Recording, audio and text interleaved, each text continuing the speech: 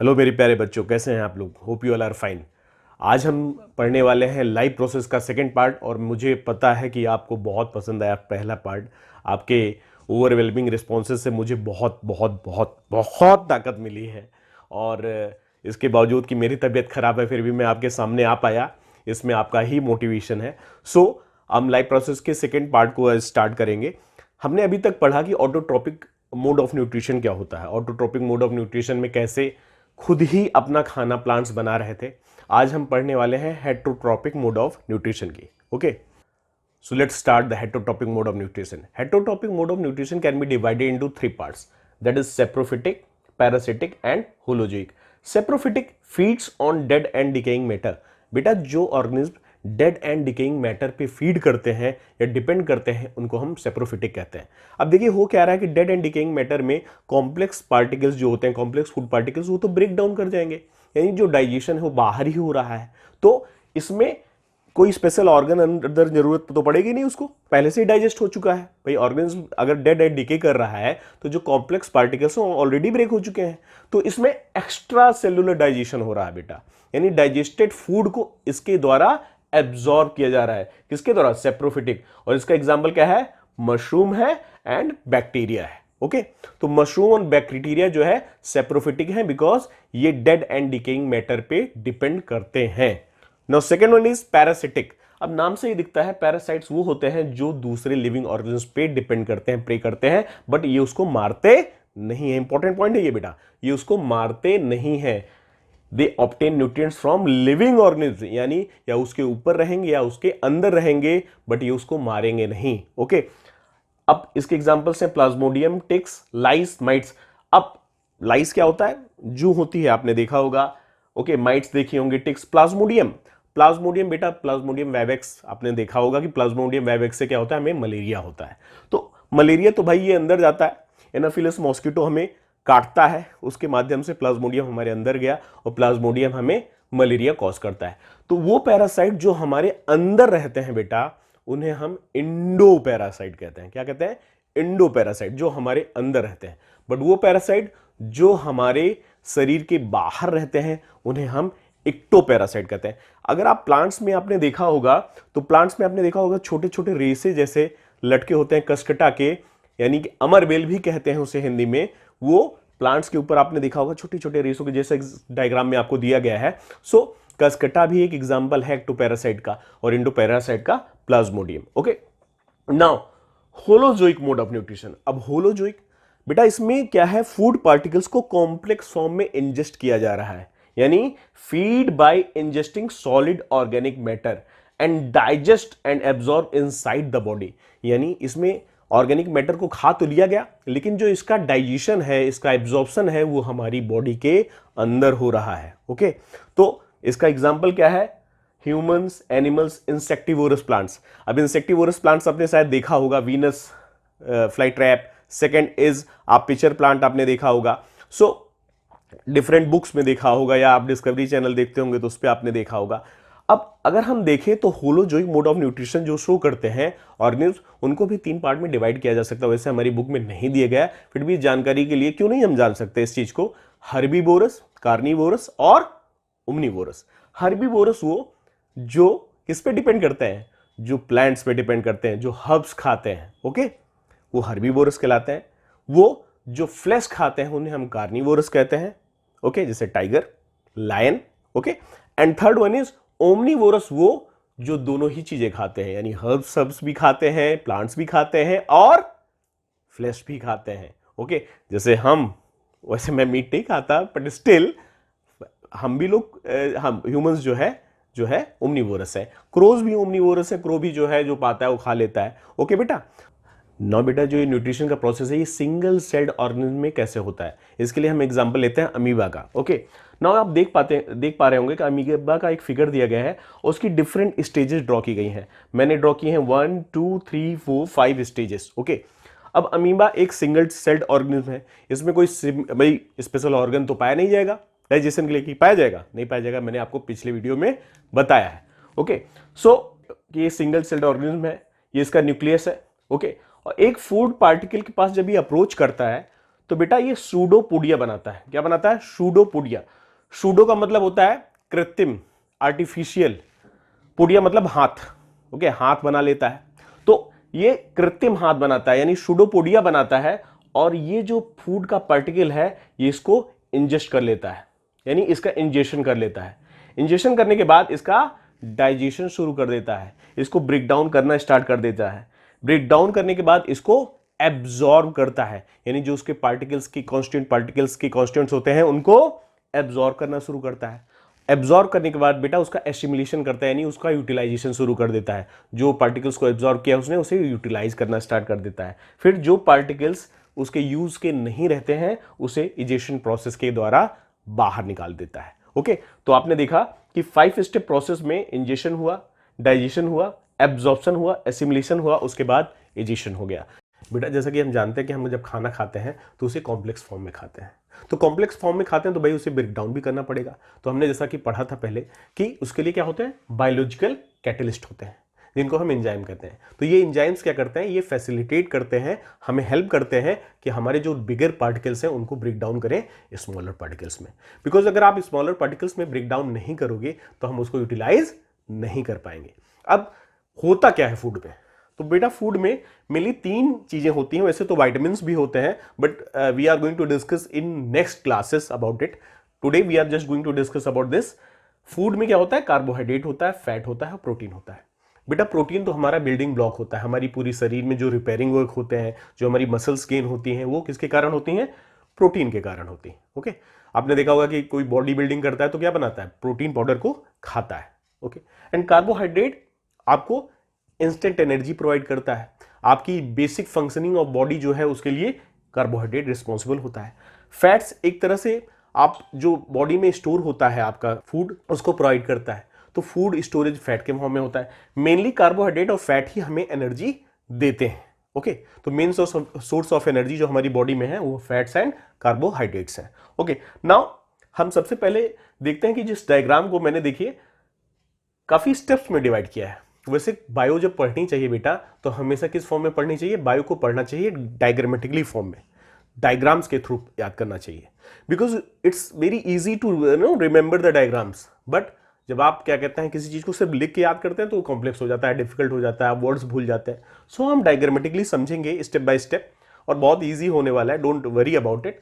देखिए 1 2 3 4 5 6 7 स्टेप्स में मैंने आपके पूरे डाइजेस्टिव सिस्टम को ब्रेक किया है। ओके, सबसे पहले माउथ, देन इसोफेगस दूसरा स्पॉट होगा, तीसरा होगा स्टमक, चौथा होगा हमारा डियोडेनम जो कि स्मॉल इंटेस्टाइन का ही पार्ट है, देन फिफ्थ आपका आता है स्मॉल इंटेस्टाइन, सिक्स्थ आता है लार्ज इंटेस्टाइन, देन लास्ट है एनस। ओके, तो चलिए स्टार्ट करते हैं फर्स्ट पॉइंट को, दैट इज वे और बक्कल कैविटी। इसमें 3 चीजें आपकी पाई जाती हैं। First one is salivary gland, second is tongue, third is teeth. इनका फंक्शन कुछ होता है वो हम समझते हैं। सैलिवरी ग्लैंड्स आपको 3 ही दिख रहे हैं बट दोनों साइड में पाए जाते हैं। तो भाई 3 पेयर्स हो जाएंगे, भाई 6 हो जाएंगे ना टोटल। तो 6 सैलिवरी ग्लैंड्स होते हैं, यानी 3 पेयर सैलिवरी ग्लैंड हमारे अंदर पाए जाते हैं। सेकंड हमारी टंग होती है और कुछ हमारे टीथ होते हैं। इनका फंक्शन क्या है बेटा? खाने को जब हम खाते हैं कॉम्प्लेक्स फॉर्म में तो पहले तो बात तो वो हार्ड होता है और एक बड़ा सा चंक होता है। तो उसको स्मॉल पीसेस में ब्रेक डाउन करने का काम कौन करती है? हमारी टीथ। इसलिए कहते हैं कि खाना चबा चबा के खाना चाहिए। ओके, तो इसको एक तरह से फिजिकल डाइजेशन भी कहा जा सकता है। तो teeth are helping us in physical digestion of food, यानी उसको छोटे छोटे पार्टिकल्स में ब्रेक डाउन करने का सबसे पहला काम कौन कर रहा है? टीथ कर रहा है। और टंग क्या करती है? जो सलाइवा हमारा सैलिवरी ग्लैंड से निकल रहा है और जो टीथ हमारा च्यू कर रहा है फूड को, उनको मिक्सिंग का काम करती है और साथ में टेस्ट का काम करती है। टेस्ट एक तरह से इंस्पिरेशन का काम करता है कि भाई चलो हमको खाना खाना है क्योंकि टेस्टी है। Okay, so it is very important to understand the basic functions of this. And salivary gland का क्या फंक्शन होता है बेटा? सैलिवरी ग्लैंड का फंक्शन होता है सलाइवा को निकालना। तो 3 पेयर सैलिवरी ग्लैंड्स हैं, कहां कहां पाए जाते हैं ये मैं आपको बताता हूं। एक पाया जाता है कान के नीचे, बिलो बिहाइंड द ईयर, जिसको हम पैरोटिड कहते हैं। दूसरा पाया जाता है बेटा मैग्जिला और मैंडिबल बोन के बीच में। देखिए ये जो बोन होती है बेटा इसे मैग्जिला कहते हैं, इस बोन को कहते हैं मैंडिबल। तो यहां पाया जाता है। और तीसरा, आपने कभी जीभ ऐसे खोली होगी तो आपने देखा होगा कि some particles of water particles come out of your mouth. Okay, तो ये क्या होता है? ये सलाइवा होता है। तो ये बेटा पाया जाता है जीभ के नीचे, इसे कहते हैं सबलिंगुअल। तो 3 पेयर सैलिवरी ग्लैंड पाए जाते हैं पैरोटिड, मैक्सिलर और मैंडिबल के बीच में, इसे सबमैंडिबुलरी सब मैक्सिलरी भी बोलते हैं, और and below the tongue that is sublingual. Okay बेटा। वैसे बेटा सलाइवा करता क्या है? सलाइवा के दो फंक्शंस हैं। पहला कि सलाइवा जो फूड पार्टिकल आए हैं उनको बेटा लुब्रिकेशन का काम कर रहा है, बिकॉज जो हमारी अंदर के ऑर्गन्स हैं वो सॉफ्ट हैं, और अगर हम हार्ड जो फूड सब्सटेंस है उसे खाएंगे तो हमारी वॉल्स को ब्रेक कर सकता है, हमारी वॉल्स पे रैशेस कॉज कर सकता है। यानी हार्ड पार्टिकल्स जाएंगे तो हमारी इनर लाइनिंग जो होती है हमारी पूरे फूड ऑर्गन्स की, उसमें डैमेज कर सकते हैं। तो उसका लुब्रिकेशन का काम सलाइवा करता है। सेकंड क्या करता है बेटा, इसमें एक एंजाइम निकलता है जिसे कहते हैं सैलिवरी एमाइलेज, या इसे टाइलिन भी बोला जाता है।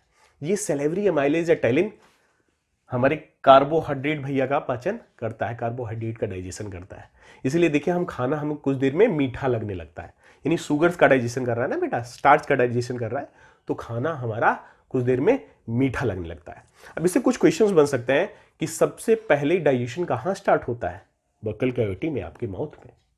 सेकेंड, कौन सा एंजाइम सबसे पहले डाइजेशन स्टार्ट करता है? That is salivary amylase. किस फूड पार्टिकल फिर फूड कॉन्स्टिट्यूएंट का सबसे पहले डाइजेशन होता है? That is carbohydrate. ओके बेटा। कितने पेयर सैलिवरी ग्लैंड्स होते हैं? 3 पेयर सैलिवरी ग्लैंड्स होते हैं। सलाइवा का काम क्या होता है? Lubrication and digestion of carbohydrate. मुझे लगता है यहां तक आपको समझ में आया होगा। नाउ हम सेकंड पॉइंट को बेटा पढ़ेंगे, दैट इज ईसोफेगस। ईसोफेगस बेटा बहुत इंपॉर्टेंट है। ये ऐसा पार्ट है हमारे पूरे डाइजेस्टिव सिस्टम का जहां पर कोई डाइजेशन नहीं हो रहा है, बट एक रिदमिक मूवमेंट होती रहती है बेटा। यहां पर एक रिदमिक मूवमेंट होती है, जैसा आप देख पा रहे हैं इस बगल में डायग्राम आपको दिख रहा है, एक एनिमेशन चल रहा है, एक रिदमिक मूवमेंट हो रही है जिसके कारण ये जो बॉलस है, जो फूड पार्टिकल है, जो फूड का फॉर्म है, इसको फैसिलिटेट कर रहा है आगे बढ़ने के लिए। Okay, so it is very important to understand, ये जो मूवमेंट है, रिदमिक मूवमेंट है, इसको हम कहते हैं पेरिस्टालिसिस बेटा। और ये पेरिस्टालिसिस क्या कर रहा है? ये फूड को आगे बढ़ने में मदद कर रहा है। कभी कभी आपने देखा होगा, आपको मीटिंग होती है तो क्या होता है?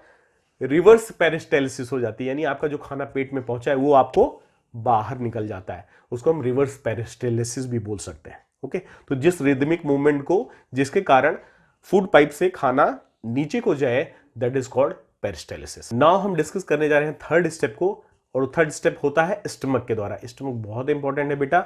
स्टमक में हम 3 चीजें देख पा रहे हैं, HCL, mucus layer, pepsin. Okay, तो ये 3 ही चीजें हमें पढ़नी है स्टमक में।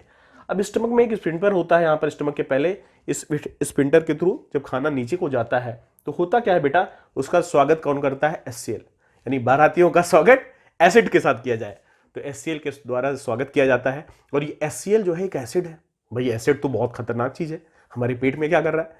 नाउ ये एचसीएल क्या करता है बेटा? ये एचसीएल बहुत बहुत बहुत इंपॉर्टेंट है, बिकॉज एचसीएल क्या करता है कि एचसीएल सबसे पहले किलिंग ऑफ जर्म्स करता है, यानी जो जर्म्स हमारे फूड के साथ अंदर आ गए हैं उनको किल करता है। साथ में सॉफ्टनिंग ऑफ फूड करता है, यानी जो फूड पार्टिकल्स थोड़ा बहुत हार्डनेस उसमें बची है वो सॉफ्ट बना देता है, उसको ब्रेक डाउन कर देता है, उसको फर्दर ब्रेक डाउन कर देता है। ओके, आपने देखा होगा कि अगर एसिड में हम कुछ डालते हैं तो क्या होता है? वो गल जाता है ना, तो एचसीएल एक तरह से गला देता है फूड को पूरे। और तीसरा काम करता है, ये जो पेप्सिन एंजाइम होता है उसको जाके एक्टिवेट कर देता है। Okay, activation of pepsin enzyme करता है।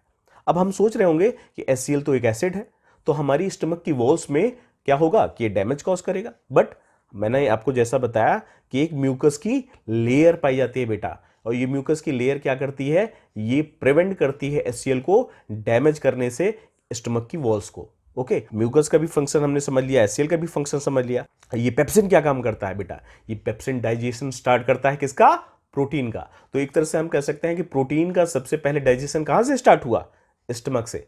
तो स्टमक में जो गैस्ट्रिक जूसेस निकले उसमें एचसीएल पाया गया, पेप्सिन पाया गया। ओके, और इन्होंने प्रोटीन का डाइजेशन किया, सॉफ्टनिंग ऑफ फूड किया और किलिंग ऑफ जर्म्स किया।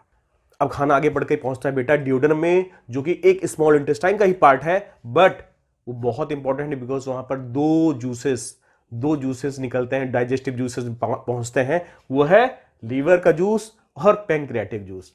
ओके, लीवर के जूस को हम बाइल जूस कहते हैं बेटा। अभी तक हमने देखा कि कार्बोहाइड्रेट का भी थोड़ा बहुत डाइजेशन हुआ, प्रोटीन का भी हुआ, बट नाउ अब बारी किसकी है? फैट की। तो जो बिग फैट ग्लोब्यूल्स होते हैं उनको छोटे फैट ग्लोब्यूल्स में चेंज करने का काम, या इमल्सिफिकेशन ऑफ फैट का काम कौन करता है? लीवर से निकला हुआ juice, that is bile juice. Okay, तो बाइल जूस क्या करता है, इमल्सिफिकेशन ऑफ फैट करता है, अब छोटे छोटे ग्लोब्यूल्स में तोड़ देता है। नाउ पेंक्रियाज क्या करता है बेटा, पेंक्रियाज से जो जूस निकलता है उसे पेंक्रियाटिक जूस बोलते हैं और उसे कंप्लीट जूस भी बोलते हैं। उसमें ट्रिप्सिन, लाइपेज, अमाइलेज सभी निकलते हैं, अमाइलेज भी निकलता है। अमाइलेज क्या कर रहा था, कार्बोहाइड्रेट का डाइजेशन कर रहा था। ये जो ट्रिप्सिन निकला है ये भी प्रोटीन का डाइजेशन करेगा। और ये लाइपेज क्या करेगा बेटा, ये लाइपेज जो फैट ग्लोब्यूल जो स्मॉल पार्टिकल्स में बदले हैं उनका डाइजेशन करेगा। ओके, तो यहां पर तो तीनों का डाइजेशन हो गया, यानी प्रोटीन का भी डाइजेशन हुआ, लाइपेज ने फैट का भी डाइजेशन कर दिया और अमाइलेज ने कार्बोहाइड्रेट का भी डाइजेशन किया। इस वजह से इसे कंप्लीट जूस भी बोला जा सकता है, यानी पेंक्रियाज से जो जूस निकलता है उसे हम कंप्लीट जूस भी बोल सकते हैं। अब नंबर 5 को डिस्कस करते हैं, दैट इज स्मॉल इंटेस्टाइन। बेटा अब हमारा फूड पार्टिकल जो है वो छोटे छोटे छोटे पार्टिकल्स में ब्रेक हो चुका है, लेकिन अब उसको एब्जॉर्ब करना है, अब उसको डिफरेंट ऑर्गन तक पहुंचाना है जहां पर उसका यूटिलाइजेशन होगा एनर्जी प्रोड्यूस करने के लिए, रिपेयर करने के लिए। ओके, सो इसका काम कौन करता है, स्मॉल इंटेस्टाइन करता है। तो एक तरह से हमने देखा कि स्मॉल इंटेस्टाइन में डाइजेशन कंप्लीट हो रहा था, यानी कंप्लीट डाइजेशन कहां होता है, स्मॉल इंटेस्टाइन में होता है। ओके, अब स्मॉल इंटेस्टाइन की जो वॉल्स होती हैं बेटा, उनको आप देख पा रहे हैं कि इसमें स्मॉल फिंगर लाइक प्रोजेक्शन पाए जा रहे हैं। ओके, देख रहे हैं ना आप, स्मॉल फिंगर लाइक प्रोजेक्शन पाए रहे हैं जिसको हम कहते हैं विलाई। बेटा जो फूड पार्टिकल्स आते हैं वो इन्हीं विलाइज में एब्जॉर्ब हो जाते हैं, इन्हीं विलाइज में एब्जॉर्ब होते हैं। और ये विलाइज फॉर्म क्यों हो रहे हैं बेटा, अगर किसी एक प्लेन सरफेस को आप देखोगे तो उसका सरफेस एरिया कम होगा, बट अगर हम उसको कर्व्स बना दें उस पर ढेर सारी तो क्या होगा, उसका सरफेस एरिया बढ़ गया। तो ये विलाइज इसीलिए बनते हैं बिकॉज उसका सरफेस एरिया बढ़ जाए और एब्जॉर्प्शन ऑफ फूड बहुत इजीली हो पाए। Okay, so these are very important. Small intestine की जो विलाइज होती हैं बहुत इंपॉर्टेंट होती हैं। अब खाना पहुंचता है बेटा लार्ज इंटेस्टाइन में, और लार्ज इंटेस्टाइन में कुछ नहीं होता। ओके, बिकॉज स्मॉल इंटेस्टाइन में ऑलरेडी खाना एब्जॉर्ब हो चुका है, जो फूड पार्टिकल्स हैं, जो इंपॉर्टेंट कॉन्स्टेंट्स हैं वो एब्जॉर्ब हो चुके हैं, उनका ब्रेकिंग डाउन हो चुका है। तो जो वेस्ट मटेरियल होता है, जो उसमें एक्सेस वाटर होता है, लार्ज इंटेस्टाइन उस एक्सेस वाटर को एब्जॉर्ब कर लेता है। ओके, लास्ट में एनस के थ्रू वो फीकल मैटर के थ्रू जो वेस्ट पार्टिकल्स हैं, वेस्ट है हमारा, ह्यूमन वेस्ट है, वो पास हो जाता है। नाउ हम डिस्कस करते हैं सम की पॉइंट्स। देखिए बेटा हमने अभी जो डिस्कस किया तो कुछ की पॉइंट्स हैं जो इंपॉर्टेंट है। यहां पे भी स्फिंक्टर पाया जाता है, यहां पे भी स्फिंक्टर पाया जाता है, और साथ में यहां पर कुछ वॉलंटरी मसल्स होती हैं। वॉलंटरी मतलब जिनको हम कंट्रोल कर सकें। अगर हम कंट्रोल नहीं कर पाएंगे तो फीकल मैटर अपने आप पास हो जाएगा। तो हमारे लिए यहां पर कुछ वॉलंटरी मसल्स होते हैं जिससे हम फीकल मैटर को पास करते समय कंट्रोल कर सकते हैं। साथ में आपको पता है कि किस जगह पूरे डाइजेस्टिव सिस्टम में, ईसोफेगस में एक ऐसा पार्ट था जहां कोई डाइजेशन नहीं हो रहा था। 3 पेयर सलेवरी ग्लैंड्स पाए जाते हैं। स्टमक से जो जूस निकलता है उसको हम गैस्ट्रिक जूस बोलते हैं, और साथ में बेटा इंटेस्टाइन में भी जूस निकलता है जिसको हम इंटेस्टाइनल जूस भी बोलते हैं। ओके, तो एक तरह से ग्लैंड्स की अगर हम बात करें तो सलेवरी ग्लैंड, गैस्ट्रिक ग्लैंड्स, साथ में लीवर, पैंक्रियास और इंटेस्टाइनल ग्लैंड्स, एंड इंटेस्टाइन से जो ग्लैंड्स हैं वो भी इंटेस्टाइनल जूस प्रोड्यूस कर रहे थे। नाउ अब मैं वीडियो के एंड में आपको कुछ क्वेश्चन दे रहा हूं बेटा, आप इसको सॉल्व करिए। अगर किसी क्वेश्चन में कंफ्यूजन है तो कमेंट सेक्शन में मुझे कमेंट करके बताइए, और ये भी जरूर बताइए कि कितने क्वेश्चंस आपको आए। ओके, सो इससे मुझे भी अच्छा लगेगा। And please subscribe the channel, हो सके तो अपने दोस्तों से भी शेयर करिए, और अगर वीडियो अच्छा लगे तो प्लीज़ कमेंट सेक्शन में मुझे बताइए। And what more you want, किसी टॉपिक पे आप पढ़ना चाहते हैं तो then also suggest me. Please like, share and subscribe the channel. Thank you.